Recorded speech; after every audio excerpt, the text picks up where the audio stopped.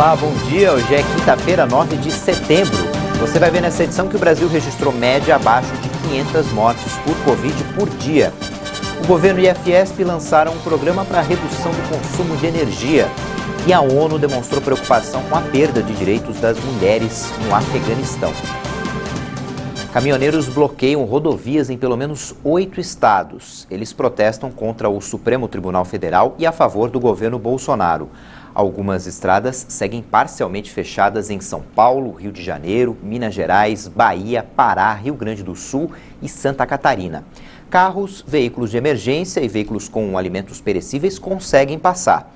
Em São Paulo, os bloqueios estão em trechos da rodovia Anhanguera, em Limeira, na Dutra, na região de Caçapava, no Rodoanel e na rodovia Regis Bittencourt, na altura de Embu das Artes. O presidente Jair Bolsonaro e o ministro da Infraestrutura, Tarcísio Freitas, pediram a liberação das estradas. O presidente do Supremo Tribunal Federal, Luiz Fux, defendeu a corte dos ataques que sofreu com maior intensidade durante as manifestações do feriado de 7 de setembro.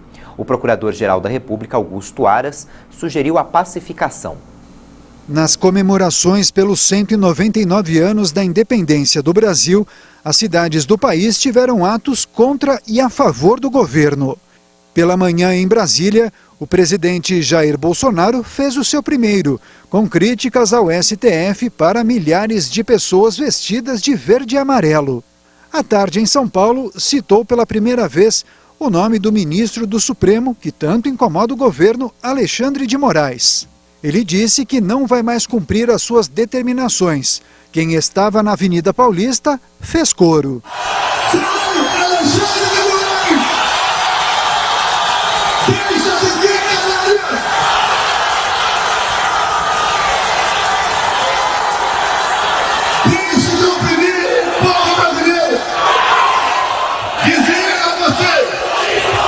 Qualquer decisão do senhor Alexandre de Moraes, esse presidente não vai cumprirá.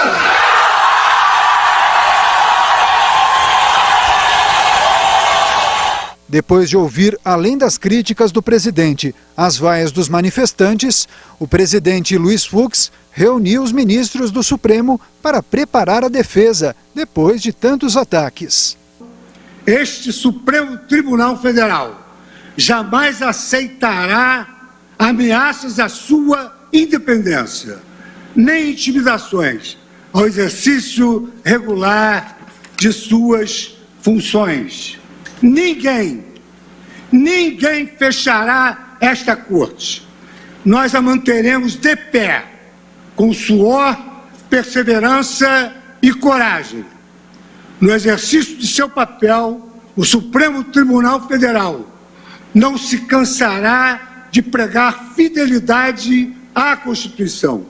O Procurador-Geral da República, Augusto Aras, acompanhou a abertura dos trabalhos no Supremo e, logo após a fala do presidente do STF, pediu a palavra para ressaltar a importância do entendimento entre os poderes.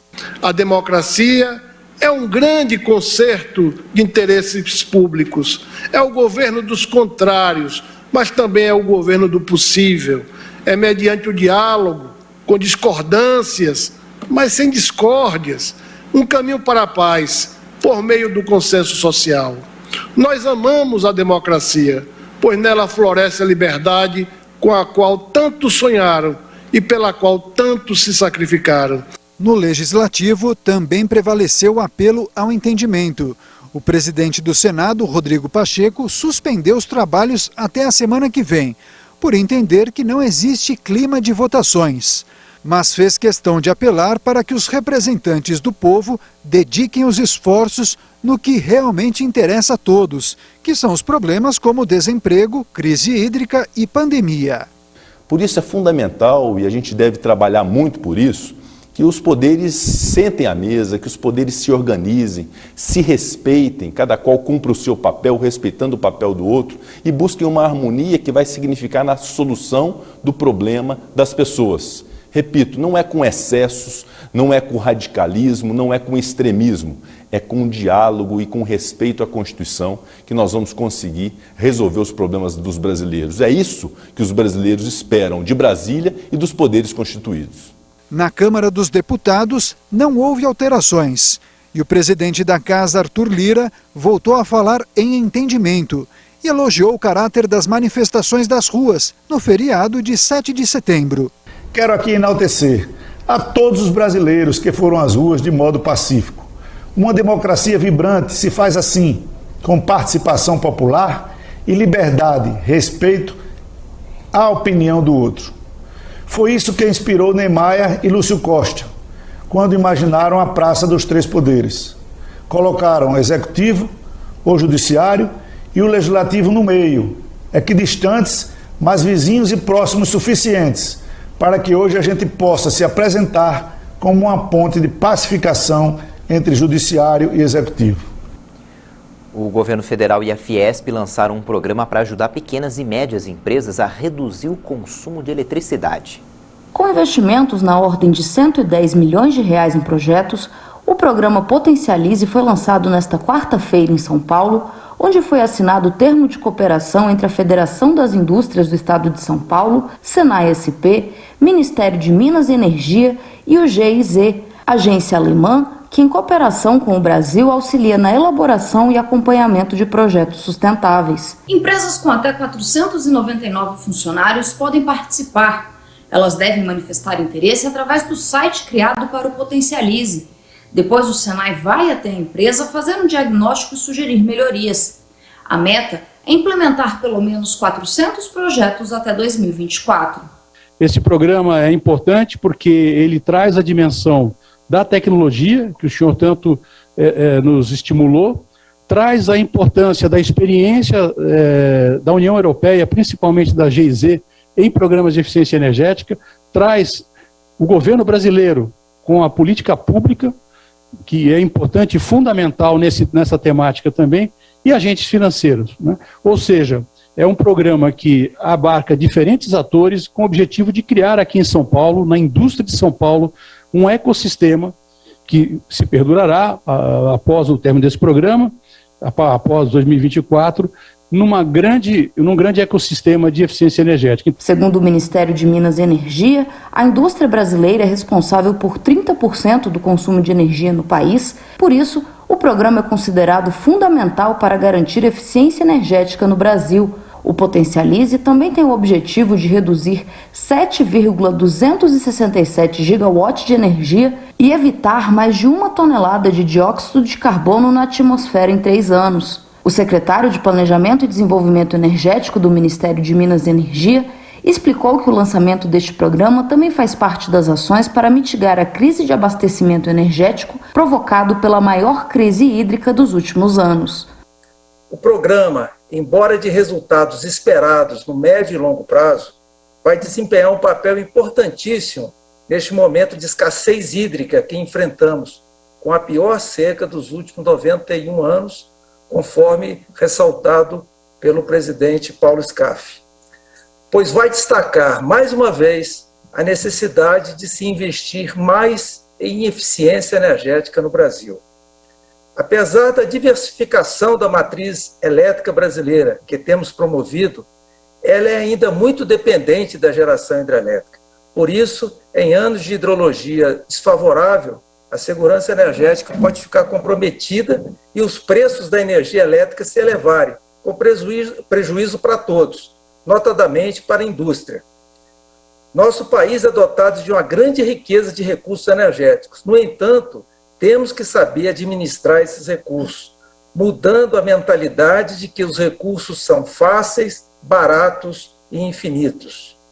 Nesse sentido, o investimento em eficiência energética se torna fundamental para que possamos ter um crescimento sustentável no país, principalmente da indústria brasileira.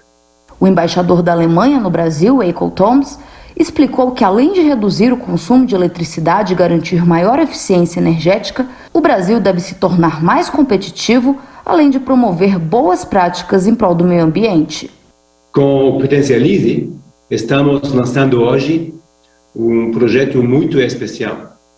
Ele é um exemplo da integração entre proteção do clima e interesses econômicos no sentido de um desenvolvimento sustentável. A eficiência energética e uma chave para, ao mesmo tempo, reduzir emissões, diminuir custos e impulsionar a inovação. A eficiência energética nos torna mais resilientes frente a aumentos dos custos da energia e a gargalos de abastecimento. O uso eficiente e econômico de energia transforma-se, assim, cada vez mais em uma vantagem competitiva decisiva. A Organização Mundial da Saúde pediu novamente que as vacinas contra a Covid sejam enviadas aos países pobres, em vez de serem usadas na aplicação da dose de reforço. People are dying who should not be. A Organização Mundial da Saúde reiterou sua oposição à aplicação de doses de reforço de vacinas anti-Covid. For now, por enquanto, não queremos ver o uso generalizado de reforços em pessoas saudáveis ou totalmente vacinadas. Vaccinated. Em agosto, Tedros Adhanom quis decretar uma moratória sobre as doses de reforço até o final de setembro. Mas vários países ricos não responderam ao chamado e lançaram campanhas de reforço vacinal ou terceira dose. Nesta quarta, Tedros pediu para prolongar a moratória pelo menos até o final de 2021. 5.5 billion vaccine doses have now been administered. 5,5 bilhões de doses de vacinas foram administradas, mais 80% em países de médio e alto nível. A meta global da OMS continua sendo ajudar todos os países a vacinar pelo menos 10% de sua população até o final deste mês, pelo menos 40% até o final deste ano e 70% da população mundial até meados do próximo ano. Quase 90% dos países de alta renda atingiram a meta de 10% e mais de 70% atingiram a meta de 40%. Nenhum único país de baixa renda alcançou nenhuma das duas metas. Not a single low-income country has reached either target. A agência também pediu aos países ricos que entreguem o volume de vacinas a que se comprometeram e lamentou que tenham fornecido somente 15% das bilhões de doses prometidas. A Caixa Econômica Federal libera hoje para saques e transferências a 5ª parcela do auxílio emergencial para os nascidos no mês de maio que não fazem parte do Bolsa Família. O pagamento da 6ª parcela do benefício para esse grupo vai ser feito no próximo dia 25 de setembro. Vamos conferir agora a previsão do tempo. Algumas regiões podem registrar chuvas fortes nos próximos dias, mas em grande parte do país o calor ainda predomina. Em Chapecó, em Santa Catarina, a mínima hoje é de 7 graus, com máxima de 20. Em Corumbá, Mato Grosso do Sul, a máxima é de 28, mínima de 18 graus. Em Patos, na Paraíba, vai ficar um pouco mais quente. A máxima pode chegar a 37 graus. Em Ouro Preto, Minas Gerais, a máxima é de 33, mínima de 17 graus. Na cidade de Normandia, em Roraima, também fica quente, com mínima de 24 e máxima de 35 graus. Depois do intervalo, você vai ver que a média de mortes por Covid ficou abaixo de 500 óbitos. E a ONU mostrou preocupação com os retrocessos nos direitos das mulheres no Afeganistão. Até já!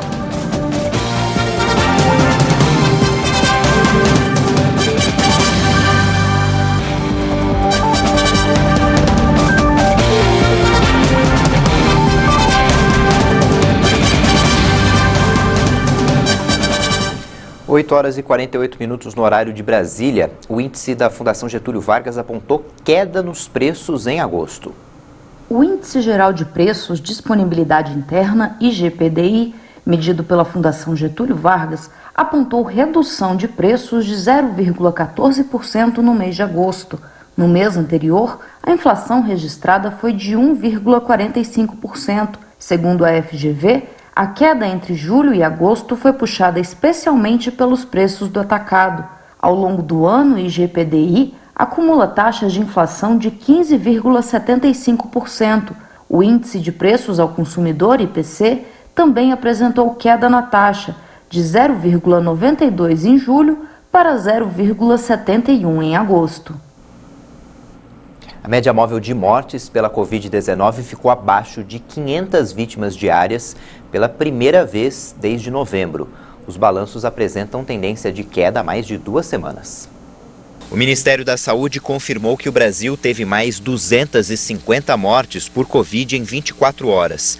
O total subiu para 584.421 vítimas desde o início da pandemia. O país também somou mais 14.430 novos casos da doença. Já são mais de 20.928.000 contaminados pelo coronavírus. A média de mortes caiu mais uma vez em 7 dias seguidos e é de 467 vítimas diárias. Essa é a primeira vez que a média fica abaixo de 500 mortes desde 27 de novembro de 2020, quando foi a 480. O registro continua apontando tendência de queda há 17 dias, o que acontece também com os registros de casos. A média móvel está em 17.685, é a mais baixa desde 9 de novembro, quando chegou a 17.261. Na avaliação da pandemia por regiões, hoje apenas um estado apresentou tendência de alta nas mortes, o Amapá. Em estabilidade estão 6 unidades da federação. 19 estados registram queda nos óbitos: Acre, Alagoas, Amazonas, Bahia, Goiás, Maranhão, Mato Grosso do Sul, Minas Gerais, Pará, Paraná, Pernambuco, Piauí, Rio Grande do Sul, Rondônia, Santa Catarina, São Paulo, Sergipe e Tocantins. Um estado não divulgou os balanços diários: Roraima. O Brasil já aplicou mais de 205 milhões de doses de vacinas contra a Covid. Mais de 1.700.000 foram aplicadas de um dia para o outro. De acordo com o Ministério da Saúde e as secretarias estaduais de saúde, mais de 136.137.000 pessoas tomaram a primeira dose, o que equivale a 63,8% da população brasileira. Mais de 69.133.000 tomaram a segunda dose ou dose única, o que representa 32,4% dos brasileiros. São Paulo é o estado que mais aplicou a primeira dose. Cerca de 74,9% da população recebeu a primeira dose. Rio Grande do Sul vacinou 67,4% dos habitantes. Mato Grosso do Sul está na frente na população totalmente imunizada, 2 doses ou dose única, 47,1%. O Observatório Sírio para os Direitos Humanos informou que uma mulher foi morta em um bombardeio das forças do regime de Bashar al-Assad contra um prédio onde funcionava uma clínica na província de Idlib. De acordo com o Observatório Sírio de Direitos Humanos, a vítima era a esposa do diretor da clínica, que morava no primeiro andar com sua família. Este centro médico é um dos poucos que recebe e administra regularmente os primeiros socorros aos feridos das redondezas antes de serem transferidos para hospitais da região. Idlib é o último grande reduto rebelde e jihadista da Síria. A região abriga cerca de 3 milhões de pessoas, das quais 2/3 são deslocadas de outras partes do país, que está em guerra desde 2011. As forças do regime intensificaram esta semana seus bombardeios na província, os primeiros em meses, em particular em Idlib. De acordo com o Observatório Sírio de Direitos Humanos, 4 civis morreram em ataques à bomba na cidade na terça-feira. Começou o julgamento dos ataques terroristas que deixaram cerca de 130 mortos em Paris em 2015. O processo deve durar 9 meses. Já se passaram quase 6 anos desde a noite de horror em Paris, em novembro de 2015, que terminou com 130 mortos e um agressor vivo.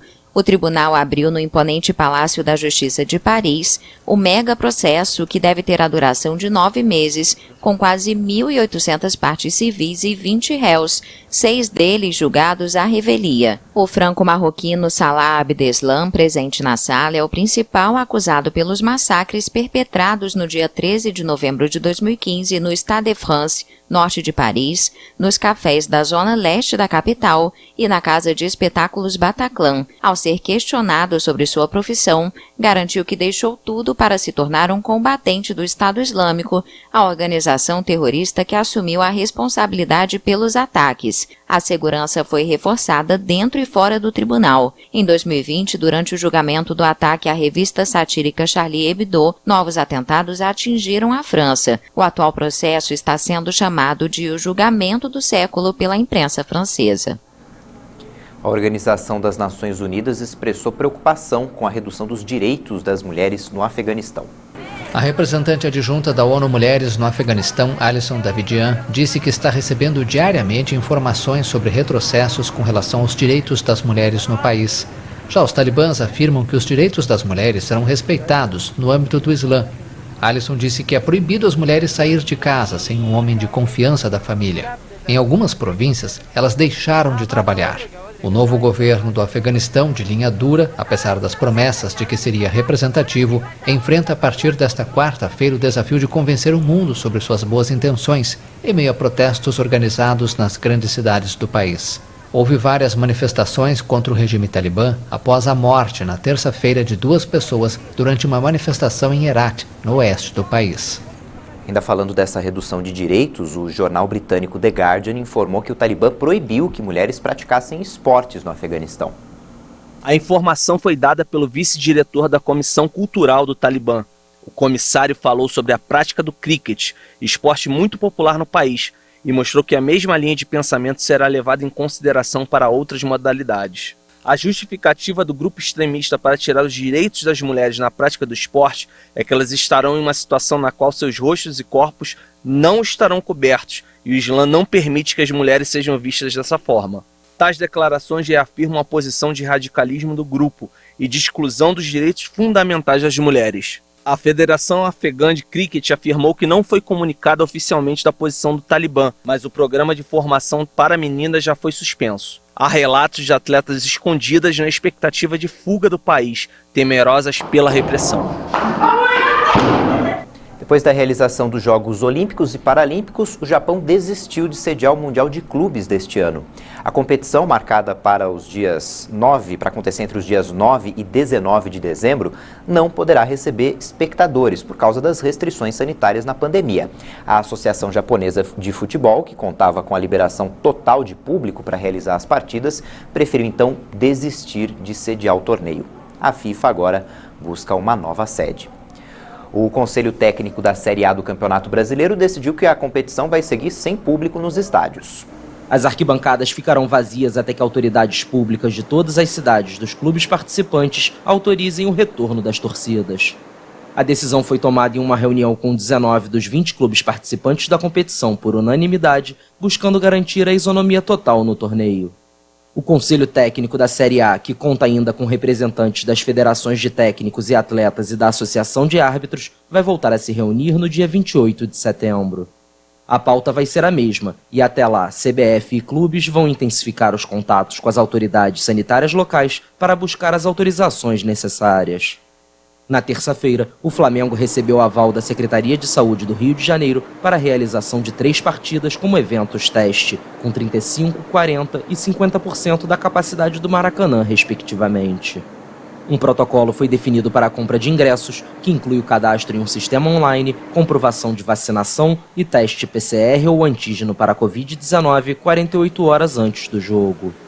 Durante as partidas, distanciamento social e o uso de máscaras vão ser obrigatórios. No pós-jogo, a Secretaria Municipal de Saúde pretende acompanhar os espectadores por 15 dias.